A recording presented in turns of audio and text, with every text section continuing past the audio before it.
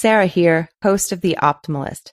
You may have noticed some of the small changes we've started to make around here, and I just wanted to encourage feedback on what you love, don't love, want more of, etc. Listen at the end of this episode for all the ways that you can reach me and review the show. Also, check the show notes for a link to all the info that you need to start exploring Mirror, Swivel's new AI classroom reflection assistant. It's empowering our kids to recognize themselves in that moment and then giving them the tools to say, what can I control in a world where there's a lot that I can't control?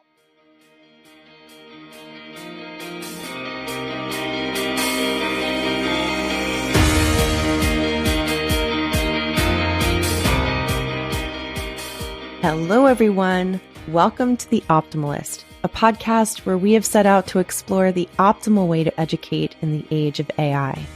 If you're new here, I'm Sara Candela, your host through this exploration of the elements of human flourishing. Today, I'll introduce you to Dr. Rebecca Jackson. Dr. Jackson is an industry leader in brain health and optimizing the brain to enhance how you feel and function. She brings 15 years of brain balance experience to her role as Chief Programs Officer.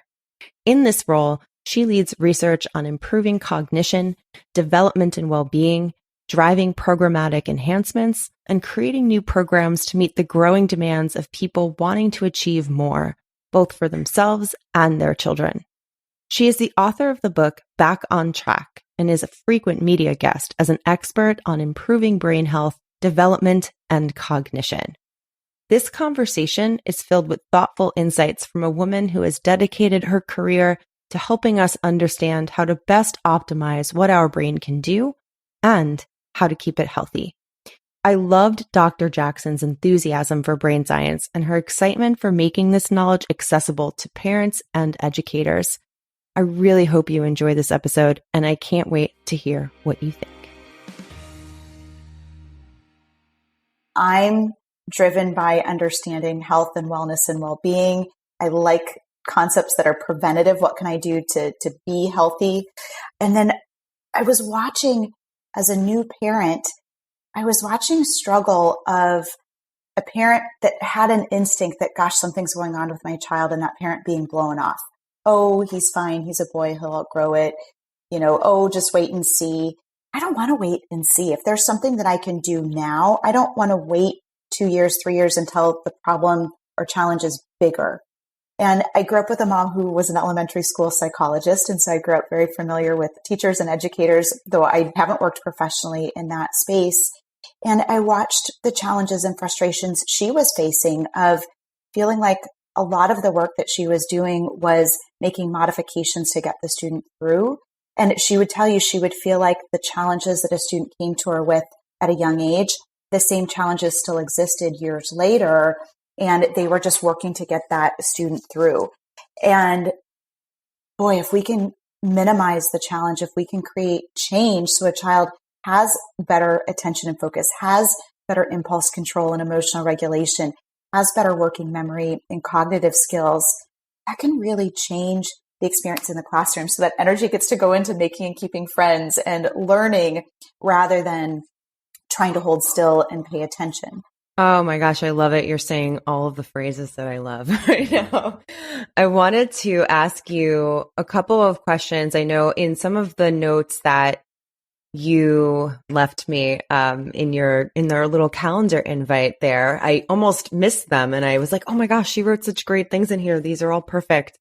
But I wanted to ask you about this concept that you said you describe as free range thinking time. And you described it as time when you're not actively engaged in anything and allowing you to process emotions and experiences and brainstorm. This is something that we talk about a lot in the Optimalist community. And then we listen to educators respond to this idea of having this thinking time, or it could be like time that people think of as creative energy, like it's where your creative energy can start to blossom or take root. And it's often something that educators find we're still in this very scheduled time. Most people are in their school settings, in the physical school environment. And so even though we know that it's healthy and that kids need it and we need it, so hard for us to find that space. And so what we also associate that in the work that we do with, we call it like time to just be bored, right? Where we think that boredom is bad and that we kind of like fill it up with stuff. And it's where our problem with, now I could go on a tangent. It's like where all of our attention problems start to stem from, right? Because we just want to fill up our time with grabbing our phone and starting to scroll because we've lost this ability to understand how important it is to have that free range time. I don't know if I have really a question here. Just wanted to give you some space to react. Thoughts. Oh, good, Yeah. good. This is what I do. I just kind of like, sometimes there's questions, but I like to have you just react to things and have just a conversation. So yeah, if you want to just comment on that or react to anything that I'm bringing up here, that'd be awesome. Like so many things, you start with a base of knowledge and then you have an aha moment within your own life and experience. And I had this moment of all of my best thoughts and ideas come in the shower and thinking, why the shower? What is that? And, drawing on the steam of the shower door, trying to write something out or jot down an idea, or hopping out of the shower to jot down a note in my phone. And when I sat back to take a look at my life to say, what is it about the shower that triggers creativity in me? I realized that I wasn't giving myself that free range thinking time. My life, like so many others over the years, has changed. I used to have a lot of time in the car driving to and from work years and years ago. And then we moved closer to where my husband and I had centers.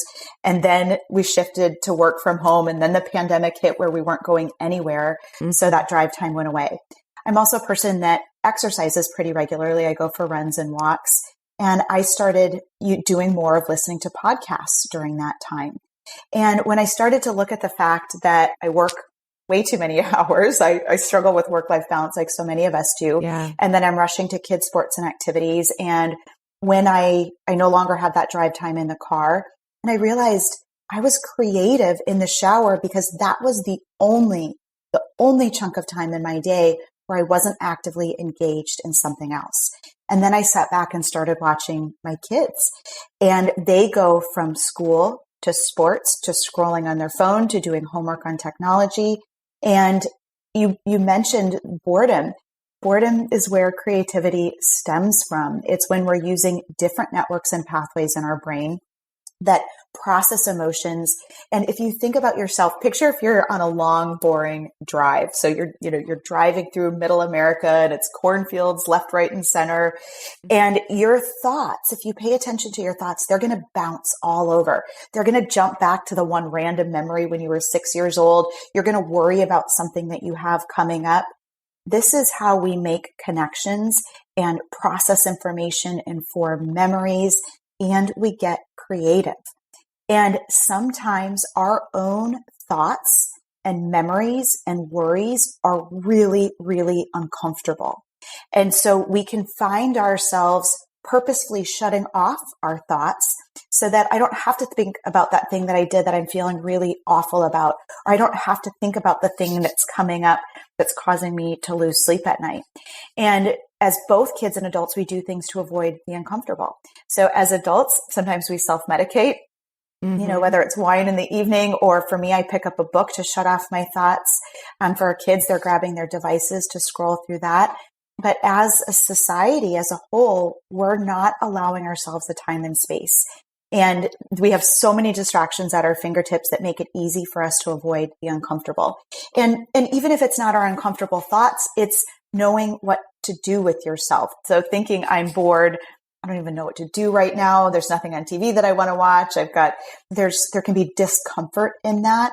And for our kids, I think it's so important for them to get comfortable with their own thoughts and with boredom so that it does trigger that ability to get creative and to process our life and our experiences.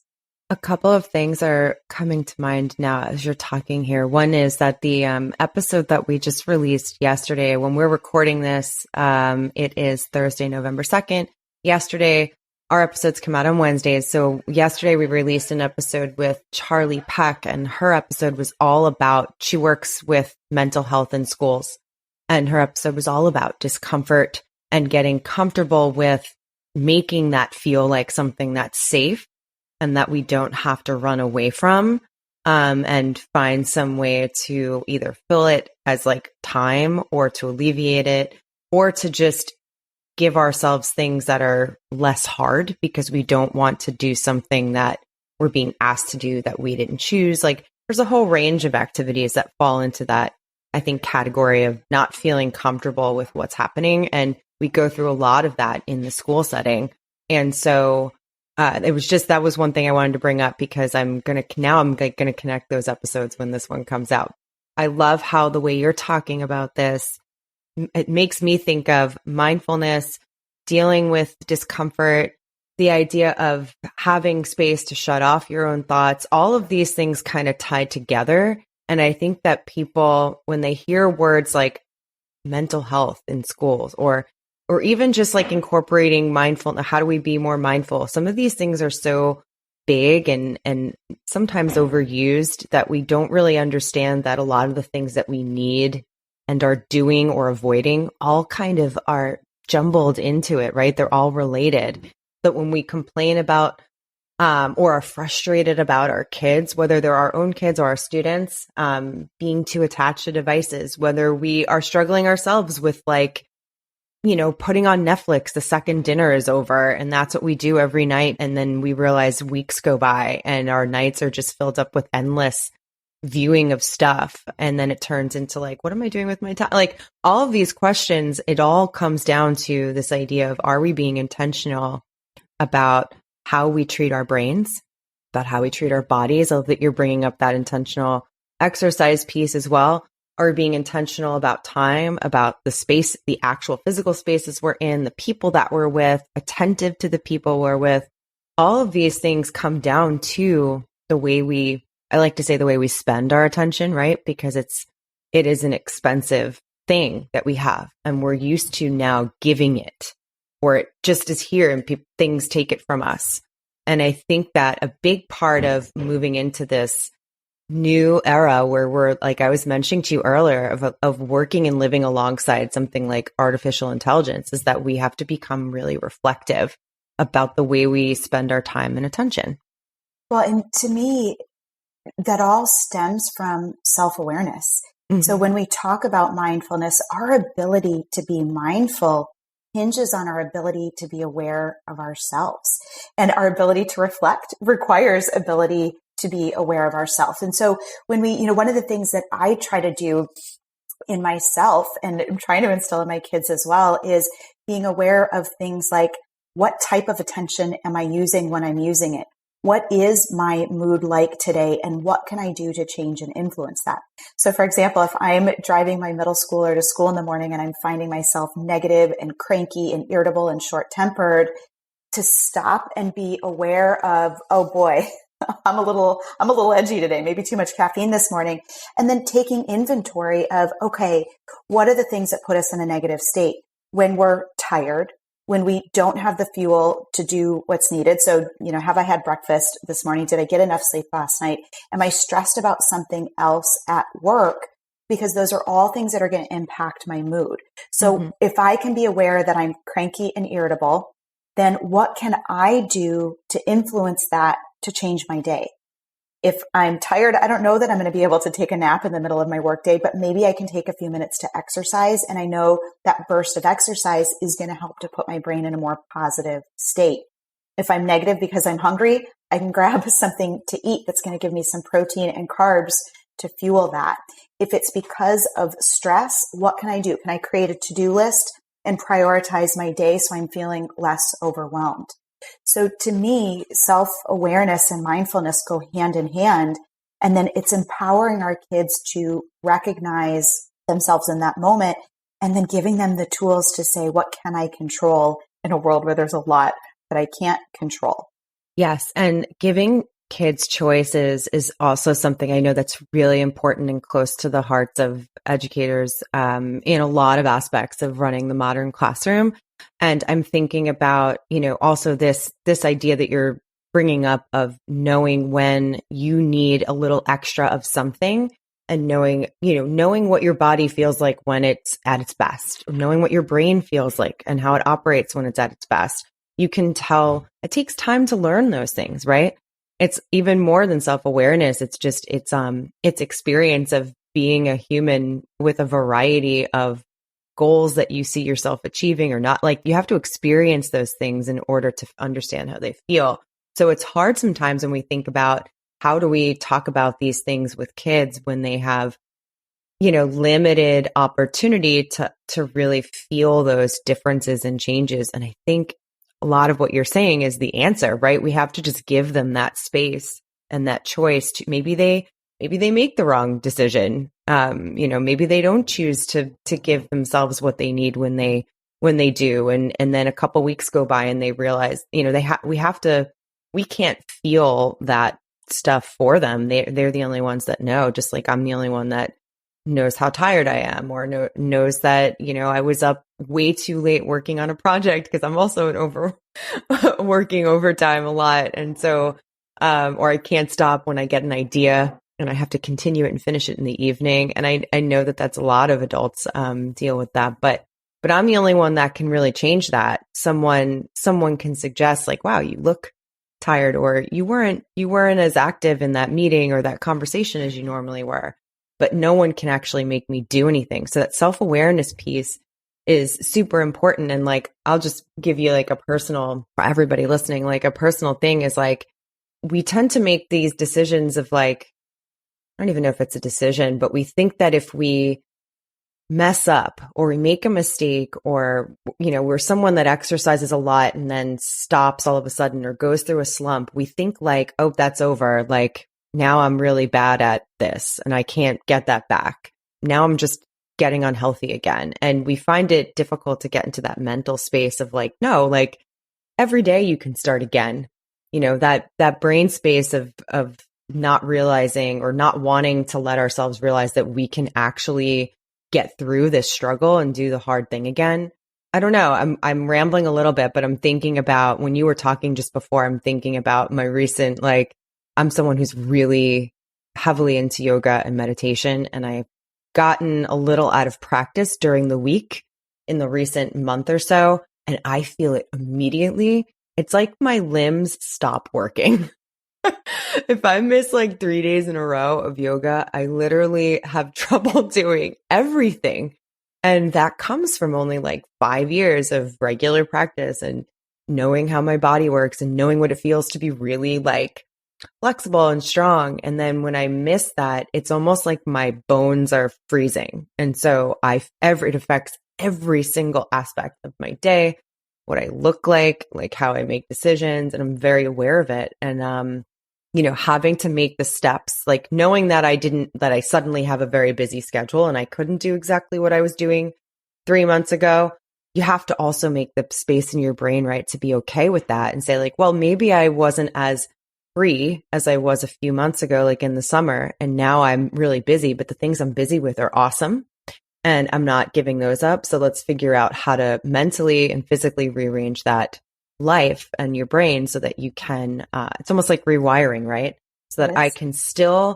I can do the things that I love that are now filling up my time, that are excellent.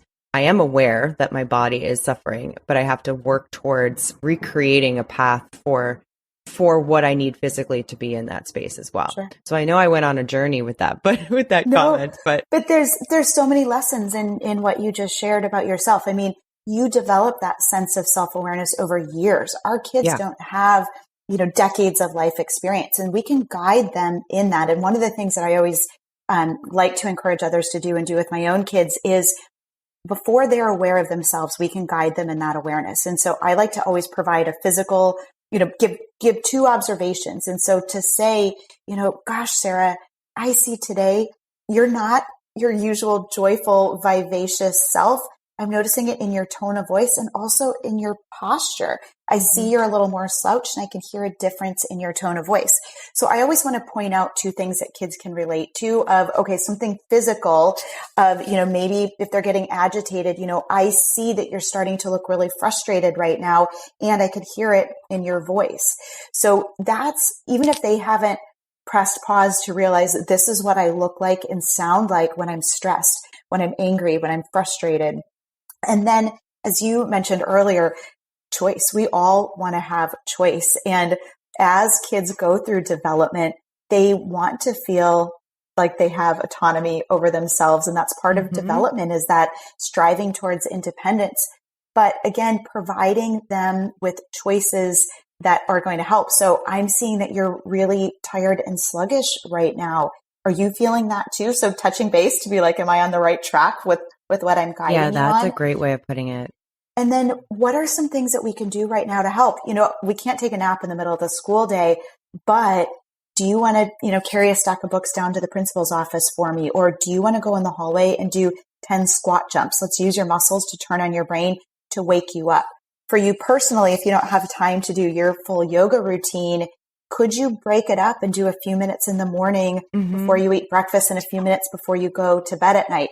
Maybe it's not the ideal solution, but if we can provide kids with some options to say, here's how you can influence your brain in the moment. So if I'm a teacher in a classroom and I see Susie in the classroom having a really hard time focusing today, she's staring out the window. I can tell she's sitting there going through the motions, but not connected and engaged. Is there a moment to step aside and not have this conversation in front of the class, but to say, gosh, I see you're having a really hard time focusing today. I'm noticing you're not writing things down and that you've been looking around. Are you feeling that way too? Have you noticed that in yourself? And if so, let's think about a couple strategies that could help us right now. We know that exercise is going to re-engage attention and focus in the brain. We know a hungry brain can't focus. So, hey, did you bring any snacks today? Do you think it would be helpful if you ate that snack now? So if you're hungry, you could help focus. Or do you want to take a few minutes to yourself to regroup and to move your muscles to turn on your brain? So it's helping to build that self-awareness through pointing out a physical and emotional piece if you can, and then providing options so that over time we want our kids to start to problem solve for themselves. I'm feeling stressed and irritable right now. I'm having a hard time paying attention. These were some strategies that were taught to me of exercise or eat or reduce stress that can help to influence that moment positively. Yeah, I love that. And I know that a lot of people listening to this are going to be very, I think, just excited to hear the way you're approaching working with kids on self-awareness, because I think it affirms a lot of what we know and what we are doing a little bit of, but I think sometimes we can feel lost in like, is it really working? Like we don't always as an educator see, if we're only with a kid for that 1 year, we don't see the development. And I think it's important to hear conversations from people like yourself who are doing this work and living in this space every day, because you are seeing that the results of this kind of approach. And I think that it helps a lot. It's helping me even just hear you talk about it, because it's, again, one of those things that we know, like, okay, this is the right thing, I should be doing it. But, because kids have such a limited experience with even expressing those emotions, right? Or knowing what they are, how to feel, like it can be difficult to think, are they really able to communicate that? But yeah, I think that reaffirming that for people is really helpful in that respect. Okay, so I wanted to switch gears a little bit as we go kind of towards the end. I wanted to give you space to talk about the book, because I like that you introduce it, even just on the back of the book, the idea of it being, I guess, inspired by some things that are happening regarding the pandemic. And you brought up the pandemic earlier, but I also know that you're super conscious that these are not problems that are like just suddenly appearing because of the pandemic. And I think that that's something that a lot of people have been going back and forth, especially in the education space over the last few years, is how to deal with the fact that a lot of the issues that we have faced since then existed before. And we've had to come to terms with the fact that we were kind of letting a lot of stuff slide and not paying attention to what was really going on in our brains and what we really need. And so it's, I think, really important to have these kind of conversations over and over too, and remind ourselves that we have the power to change a lot of these trajectories. So I wanted to give you some space to talk about that work and the book and how you see us kind of moving forward from that. Sarah, what you just said about the importance of having these conversations about understanding the brain and what we can do to change the brain, to change our lives, is exactly why I wrote the book. You're so correct that there were so many struggles and challenges that were already in existence when we think about a teacher in a classroom and the percentage of kids that struggle with emotional regulation, with behavior, with attention. We're living really complicated lives, and we have more and more kids and adults struggling with things that are disrupting the classroom environment and the learning experience and our social skills and social interactions. I feel strongly that a teacher's job has never been easy, but in the past few decades, it's gotten increasingly more difficult. And then the pandemic came along, and I feel like the pandemic was just pouring gasoline on the fire, where when we suddenly had sustained stress for long periods of time, if we didn't know what to expect day to day or what was next month or next week or next year going to look like, and we were facing massive amounts of change how you're teaching a classroom, change how you're learning in school, change what activities you're doing. And both stress and change are highly, highly draining and fatiguing on the brain. And so we had this prolonged scenario of life is already hard. And then we put a lot of stress and change on top of that. And then we had years where kids had, and adults, differences in our day-to-day sensory stimulation. When we think about a regular day when, I dropped my kids off at school, I went for a run around the lake, I swung by the coffee shop to grab something to eat and a cup of coffee. Later today, I need to run to the grocery store and run some errands. A lot of that changed. So when you think about the sensory experience of that, the smell of the coffee shop, the visual of the grocery store, and when we hunkered down at home or did what we needed to do, given the information that we have, there's no judgment in that statement. For our kids, the biggest drivers of development are sensory exposure and motor activity. That's what builds and develops the brain. We learn through our senses. And for our kids and us that were at home all the time, we had a Groundhog Day sensory experience where we were only encountering the sensory experiences in our own home. We were ordering groceries. We weren't going out. We changed that. And so for our developing kids, they have a gap in the traditional exposure and experiences that they would have had for development. And very early on, we started to see it in the data. And we know that we have increased rates of ADHD, anxiety, and depression. We know there's an increased academic achievement gap that's disproportionately impacted differences in our populations. And we know that there was an increase in medication usage. And I was just bombarded by these negative headlines of all the problems. And I was sitting back waiting for the hope, what can we do with this information? What are we going to do about it? And it wasn't coming. And so that's what prompted me to write this book, is I wanted to give parents a better understanding of what was happening right now that was the catalyst, that was the amplifier of challenges, because I was getting phone calls personally from friends and family members and neighbors. And then at work, we were seeing it where more and more families were reaching out to Brain Balance saying, can you help with attention? Can you help with these things? And so, I'm not the only expert with ideas and thoughts and opinions, but I wanted to lead a conversation that I felt like wasn't happening and needed to happen. We need to understand why that time impacted our kids, because hopefully we'll never live through another pandemic, but all of us are going to face times in our life of stress and change. What can we do on a daily basis so that we're more resilient to face those times without triggering or resulting in anxiety or depression or struggles with attention and cognition? I wanted to arm parents with a book that gave an understanding of here's what development looks like from birth to age 18, not just for toddlers. And what does development look like for a 15-year-old with learning, with socialization, with attention and focus, so that a parent knows when are things on track and when should I worry? And then what can you do about it? What can you do to support optimal function on a daily basis? And then what can you do big picture to drive change in brain development and connectivity to support a healthier, happier brain? Oh, I love all of it. And I'm now really connected to this.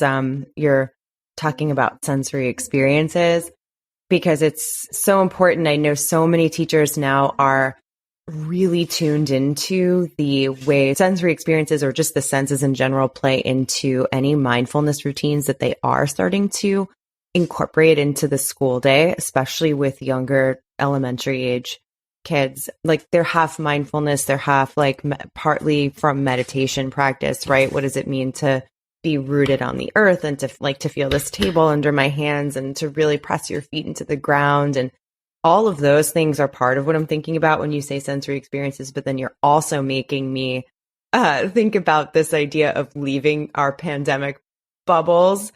And the first thing that popped in my mind is stepping into coffee shops, which are huge around here in Los Angeles, but stepping into a great coffee shop, even now, I'm so like everything around you, every smell, every sound, like the barista, turning knobs and switches and make the sound of the brewing and people chatting. And I don't know, there's just that it actually filled me with like a little joy hearing you talk about that, because it's become this event. It's that 3D world. We were missing all the 3D parts that make being a person alive on the earth what it is. We're totally gone. And I think that the fact that had such an effect on me, of you just talking about it now, means that it's still something that feels novel, even now at the end of 2023. Like, there are still places, even though I'm going to coffee shops a lot, but there are still places that I maybe frequented pre-pandemic that I haven't even gone back to yet, because our patterns of our day have changed.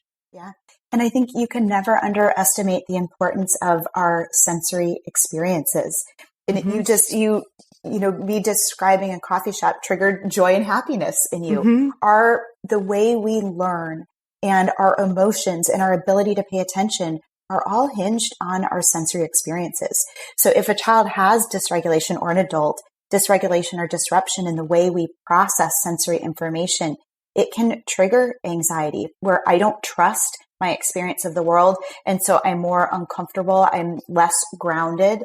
It can impact our attention. So when we're over processing sensory information and I'm hearing the kid next to me who's breathing through their mouth and wiggling lots rather than being able to focus, we can never underestimate the power and importance of our sensory system and how it contributes to our learning, to feeling grounded and focused, and just our experience of life in general. And that just made me wonder, I'm sure I kind of know the answer, but is that also, as far as self-regulation is concerned, and attention, I guess, as an extension of that, but is the lack of real sensory experience what leads to dysregulation because of so much exposure to screen time and all of that? Like if I'm a fourth grader and I'm on YouTube for 5 hours, and you know what I mean? Like, or I'm using media like that on the bus ride to school, and I'm arriving to school dysregulated and anxious. Is that part of it? Like, we are encapsulated in these worlds that are not giving us all of that stuff.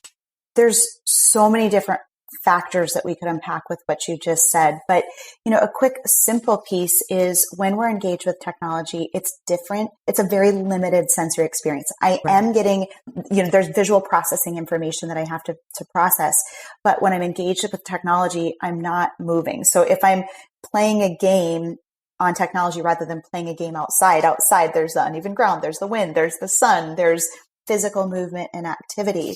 So it's a completely different sensory experience that's very, very limited in technology, which is why I think it's always so important to find a balance there. But we also can't underestimate how fatiguing technology is on the brain. And so when I'm processing something, watching something that's moving fast and there's a lot of activity and a lot of action, as you mentioned, attention being a resource that costs a lot of money, with that analogy, we're spending money, our attention resources, on technology that need to be reserved for the classroom. And so if I'm on a device prior to walking into the classroom for the day, I just spent $20 of attention when I only have $100 worth of attention for the day to begin with. Yeah. And so I think it's so important when it comes to finding balance with technology and our kids and ourselves is prioritizing the timing of it. Is I need you to save those resources for school and homework. And then when you're done with the expensive attention tasks, then you can use some time as downtime. It's not really downtime, but then you can have some screen time so that we're not fatiguing the brain before you need that information. And then it's finding that balance so that as much screen time as you're getting that much or more in physical activity and movement, because that's going to provide a richer sensory and physical experience that's going to continue to strengthen and build the brain at every age, not just for our kids, but even more important for our kids. Yeah, and that's why we find it so important to increasingly talk about all this stuff, not just in the sense of what we're doing in the space of a school day, but what are the adults in the building doing before they get there? What are the kids doing? Like, we all exist, whether we're going to work or we're going to school, we all exist in that space for only a part of our time. It might be a lot of time, but we all come from somewhere before and we're going somewhere after. And then we have weekends and all of this, all of the pieces. Like, it's important to think. It's one of the reasons I love the fact that your book is really aimed towards parents, but we're talking about it in terms of school, because we all have home life and school life, and we can't just do this in one of those spaces or think about this stuff in one of those spaces and then leave it behind, or like create routines around morning and bedtime, but then forget about the middle of the day. And that's often how people have an entryway into some mindfulness routines, is they do a little bit of something when they wake up or a little bit of something before they go to bed. And then time goes by and we might wonder why we don't feel the results that we're told that we're supposed to feel. And I think a lot of it is that we need to connect all the pieces and parts and spaces of our lives into one collective experience and really think about how all of those things impact each other. And just because maybe my 20-minute bus ride to school is my free time maybe shouldn't be completely filled up with stuff that's going to take that or drain that energy or attention. And it's similar to being on a commute and feeling that. I go through this where you fill it with podcasts or listening, or anytime that you're alone. We're going full circle back to how we started talking about the spaces that we have or the time that we have and what we do with it and that intentionality. And as someone who loves podcasts, I have maybe 11 that are on my regular docket. I know what days they come out, and I'm no longer commuting every single day. But I do go through that fatigue where it's like every walk with my dogs, every doing dishes, doing all of those spaces get filled up with so many voices that sometimes it's like, all right, time to turn. Yes, I have all of these episodes that I haven't listened to yet, but who cares? Time to turn them off because I need myself to come into center. And I know that there's other stuff that takes my energy and my attention that I need to give that to. But it all begins with giving yourself that mental break, and that we call it recharging space. So those exercises, you stopping and doing something physical or stopping and doing nothing, right? Valuing that nothingness, which really is something. It's really like a whole lot of something that we all need is to just take a giant break from everything. And the book is filled with ideas and activities, actionable steps that you can start implementing today, whether it's at home or in the classroom.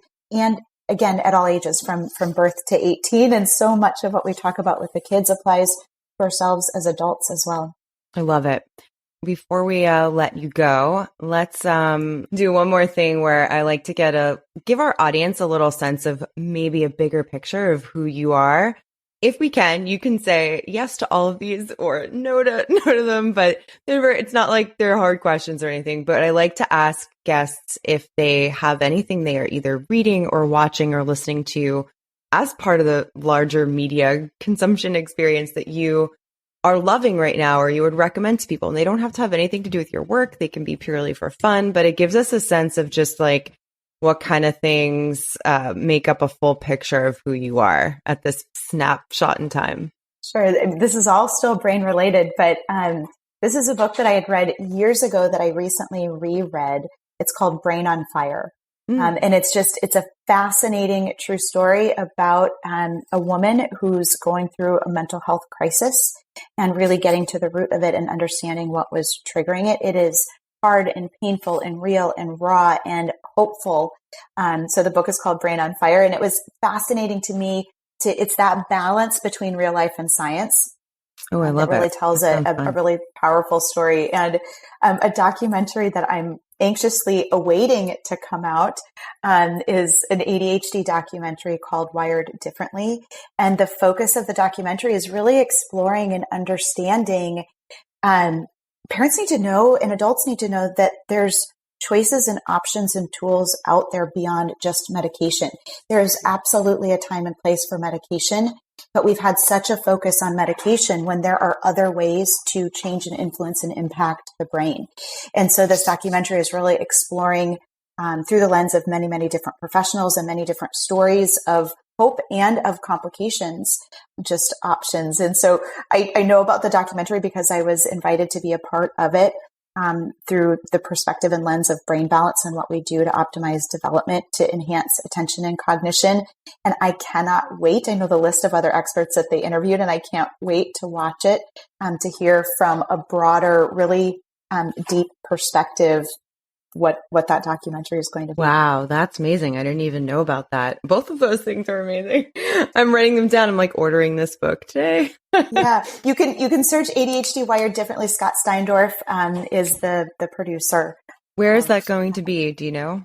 I don't know final details on that yet. He has an autism documentary that's coming out soon. If you Google it, you'll see Find it. Up. Okay. Mm-hmm. We'll put all of that information in the show notes too when I do find it. Sure. And I don't know if I cut you off. Was that it? Was there anything else there that I was going to say? I do have interests other than the brain. These days, you heard it here first, everybody. Yeah. A huge focus in our household is hockey. My son is a travel hockey player, cool. And we're local in Raleigh, North Carolina. And so we've got a wonderful NHL local team. It's just the Hurricanes, a really fun, great team to watch. Mm-hmm. So, outside of the brain, it's a hockey fam over there. Sure. Cool. Well, very last thing, we want to give everybody a chance to find you wherever it is that you want to be found. So, we talked earlier about you not being on Twitter, but I know that you have other things to share. So where can people either connect with you personally or find your work, websites you want them to visit? And then we'll put all of that in the show notes as well. Sure. For Instagram, you can find me at drrebeccajackson.com or on LinkedIn. To learn more about Brain Balance, just brainbalance.com. And we're a program that works with both kids and adults. And we have locations all across the country. We also work with individuals remote through the computer for live coaching. And just that starts with an assessment to really help to understand where you are, to know what potential and change is possible. So that's really best places to find me would be Instagram or LinkedIn. And you're welcome to reach out personally that way. I hope you enjoyed Dr. Jackson's expert perspective on how we should all be approaching some of the foundational elements of human development, especially when it comes to nurturing cognition and learning how to interpret and regulate how you feel. This is the third week, episode 33, where I am instituting reflection prompts or questions at the end of each episode. Eventually, these will be asked by the guests themselves, but until we catch up. To start, I'm going to do it for them. So for this week's episode, let's reflect on the importance of realizing when you are dysregulated and how young people have difficulty doing it themselves. Are there ways that you notice when kids are dysregulated in your classroom or in your own home? What are the signs? And how do you get them to practice self-awareness so they are consistently getting better? What I'd ask you to do is reflect privately, of course. But if you follow me or Swivel on Twitter or Instagram, you can participate in the discussion there by replying to reflection posts for this episode. Or you can comment on Substack if that's where you're listening. Additionally, we need you all to make a lot of noise. I know I've been saying this for a couple weeks, but I'm going to keep asking. Let's make some more noise for this podcast. Please consider letting us know what you think by leaving a review or even a rating in Apple Podcasts, and you can reach me on Twitter at scandela9. The hashtag Optimalist can always be used when posting answers to questions that we ask here, especially if you can't find the original post, and I'll be sure to see it that way. I can also be reached at sarah@swivel.com, and just for reference, Swivel is spelled SWIVL. You can listen and subscribe to the Optimalist podcast wherever you love listening to great podcasts. New episodes are released every Wednesday, and links to all of the resources are available in the show notes. The Optimalist podcast is brought to you by Swivel. At Swivel, we understand that the biggest challenge in education is the rate of change. Policy revisions, technological advancements, now, of course, accelerated by AI, evolving job markets, and ongoing research constantly identifying new best practices are only some of the factors affecting the rate of change in education. To learn how Swivel can help you be more reflective, engaged, and adaptable, visit swivel.com. You can also follow us on Twitter and Instagram. Thanks for listening to The Optimalist, and I'll be back next week with a whole new conversation.